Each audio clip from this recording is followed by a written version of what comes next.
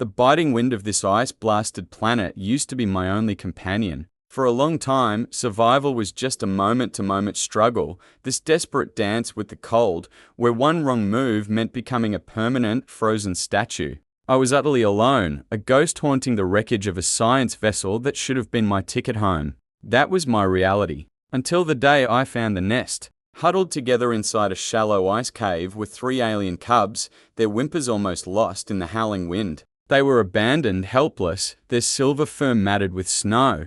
And in that moment, my lonely fight for my own survival became a fight for theirs. I raised them. Their strange, musical purrs became the soundtrack to my days. But I always knew this fragile piece couldn't last. And today, it didn't. Their father, a towering, formidable alpha, has returned. And in his 4 glowing eyes, I see a question that chills me more than any blizzard. Am I their savior? Or their captor? It was day 117 since the crash. 117 cycles of grey, unforgiving daylight and the deep, soul-crushing dark of the long nights. My life had been stripped down to a simple, brutal equation, calories in versus calories out. The recycled nutrient paste from the sheep's emergency stores was almost gone, and my attempts at trapping any local life had been, well, pretty pathetic. I was getting weaker, and I could feel the cold seeping deeper into my bones with every passing hour. I was out on a desperate search for edible lichen along a new ridge when I heard it a faint, high-pitched mewling, almost stolen by the wind. At first, I figured I was imagining it. The wind on this planet loves to play tricks, mimicking voices and screams, just to remind you how alone you really are. But then I heard it again, a chorus of tiny, desperate sounds. And that's when I felt it, a spark of curiosity. A feeling I thought had frozen solid inside me long ago. I followed the sound to a crevice in a massive glacier. A small opening, almost hidden by a recent drift of snow. My hands were clumsy with cold, but I cleared it away and peered inside. The cave was no bigger than a closet, and in the middle was a small dent lined with some kind of fibrous, alien moss. Curled into a tight ball were 3 creatures, no bigger than house cats. Their fur was a brilliant, metallic silver, and their huge, dark eyes blinked slowly at me, full of terror and exhaustion. They were obviously babies, their limbs still wobbly and uncoordinated. One of them let out another weak cry, a sound so full of misery it just cut right through my own self-pity. There was no sign of a mother, no tracks in the snow but my own.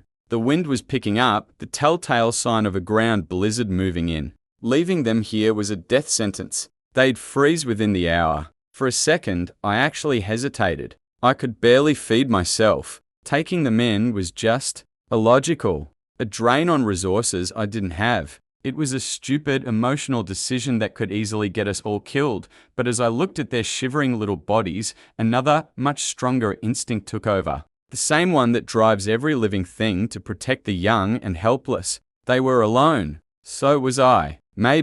Maybe we could be alone together. Carefully, I unzipped my insulated parka, making a warm, dark pouch against my chest. One by one, I scooped them up. They were impossibly light, their bodies trembling against mine. They didn't hiss or scratch. They just huddled closer, desperate for the warmth I offered. With my precious, and probably foolish, cargo safe, I turned my back to the wind and started the long walk back to the broken shell of the Odyssey that I called home. The fight for my survival was over. Now, it was a fight for ours.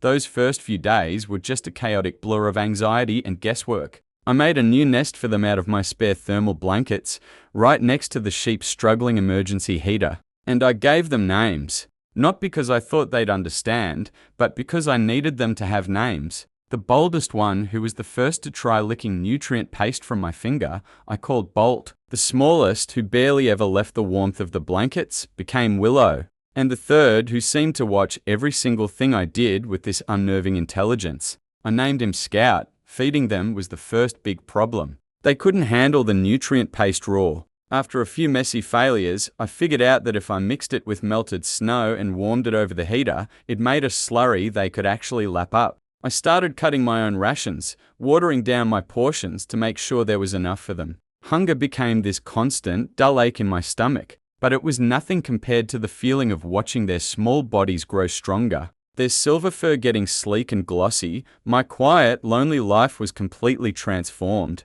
The ship stopped feeling like a tomb and started feeling like a nursery, filled with the soft pitter-patter of their six-legged walk and their weirdly complex sounds. They didn't just whimper anymore. They developed a whole language of chirps, clicks, and these deep, rumbling purrs that vibrated in their chests when I held them. I learned to speak their language fast. A sharp click meant hunger. A soft chirp meant they wanted to play. And that deep purr, that was for contentment, for safety. It was a sound I started to crave, the ultimate reward. Weeks rolled into months.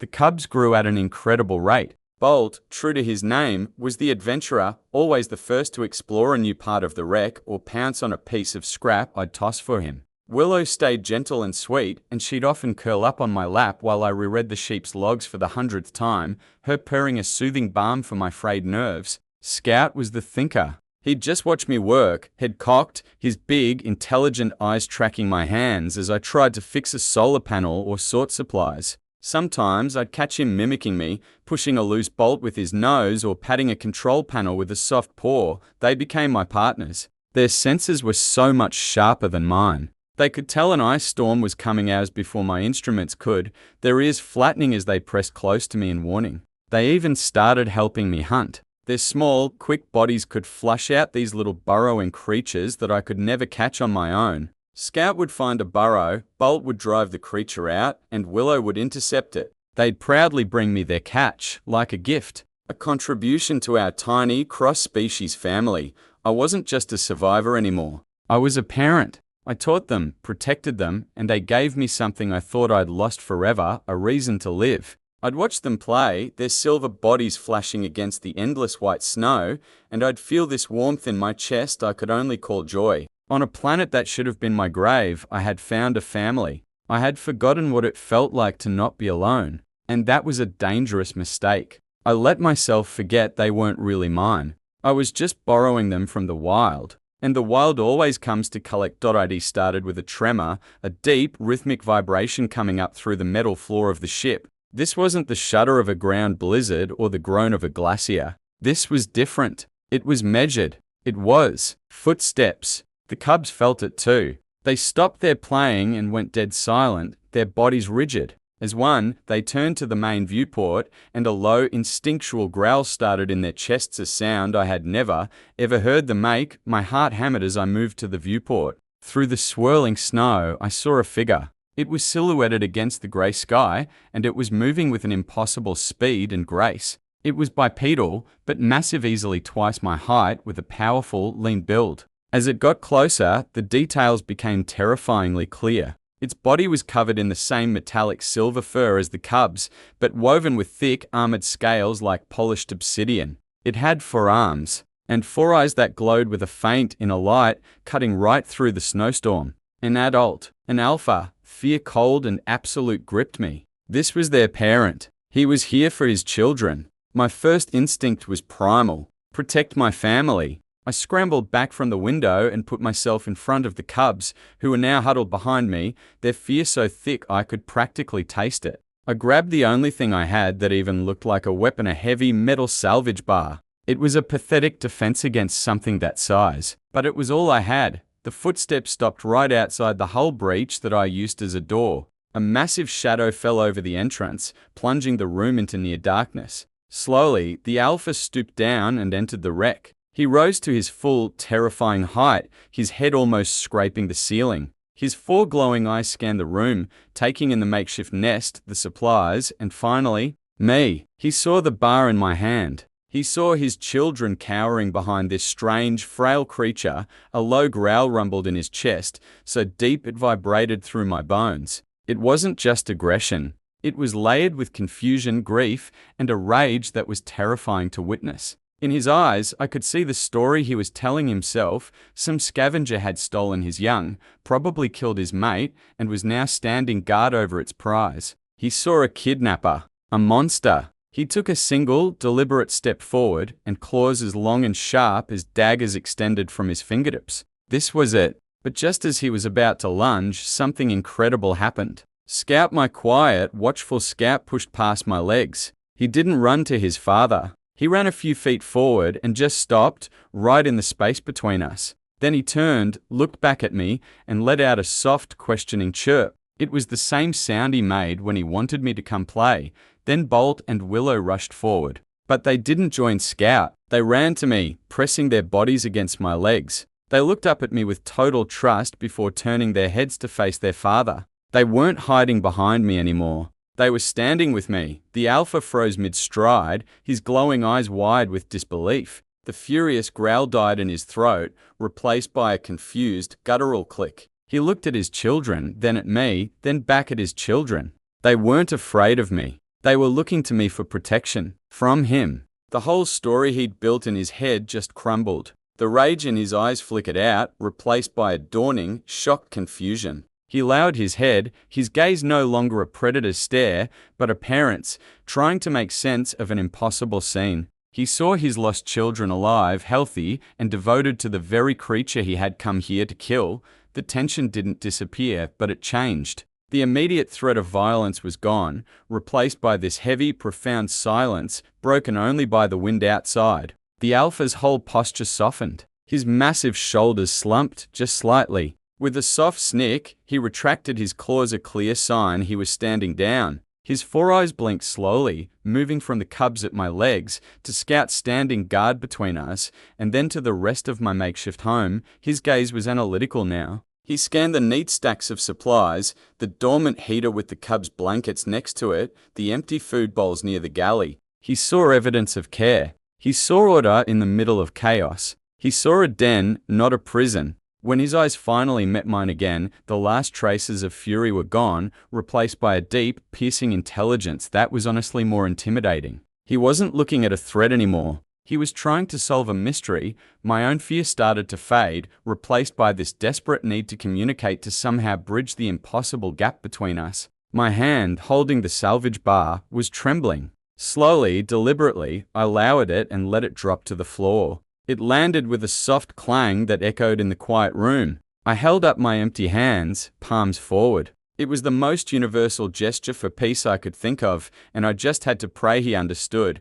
The alpha watched the movement, tilting his head in a strangely bird-like way. He then took a step, not toward me, but toward Scout. He knelt down, a motion that still left him towering over his son, and let out a series of soft, resonant clicks. Scout answered with a cascade of chirps, his tail flicking back and forth. It was a conversation. I just watched, holding my breath, as my little Scout explained the unexplainable. After a long moment, the alpha stood and looked at me. He raised one of his four hands and pointed a long claw at my chest, then made a low, humming sound. It felt like a question. My heart was pounding. What was he asking? I pointed to myself. Human, I said, my voice hoarse. Then I pointed to the cubs. Bolt, Willow, Scout. The names were meaningless to him, I knew. But the act of naming them, maybe that wasn't. He seemed to think about this. He then pointed to the empty food bowls, then to his own mouth, and made another questioning hum.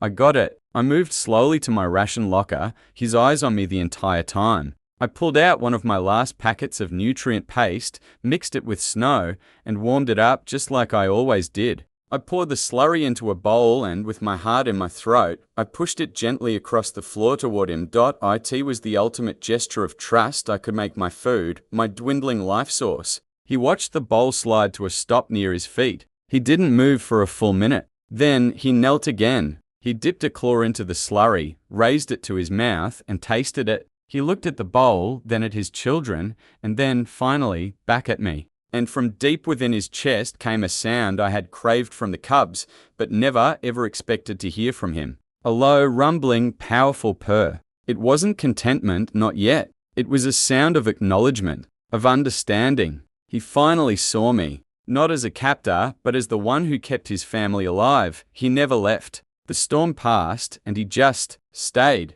We've become a pack, I guess. A strange, silent alliance forged on a world of ice. Talking to each other is a slow process of gestures and shared sounds. But we're learning. He provides for us now. His skill as a hunter is far beyond anything I could manage. And he brings back strange, frozen beasts that we cook over the sheep's reactor. In return, I offer the warmth of the shelter and my knowledge of the sheep's tech, which he's slowly starting to understand. The cubs are still the bridge between our two worlds. They tumble and play around his massive feet just like they do around mine, their affection, a language we both get perfectly. Sometimes I catch him watching me with that same intense, analytical gaze, and I know he's still trying to figure out the strange creature who cared for his young. I'm not just surviving anymore. I'm not alone. We're a family defined not by species, but by the will to endure in this beautiful, desolate place. His world is a mystery to me, and mine is to him. But here, in the heart of the storm, we've found common ground.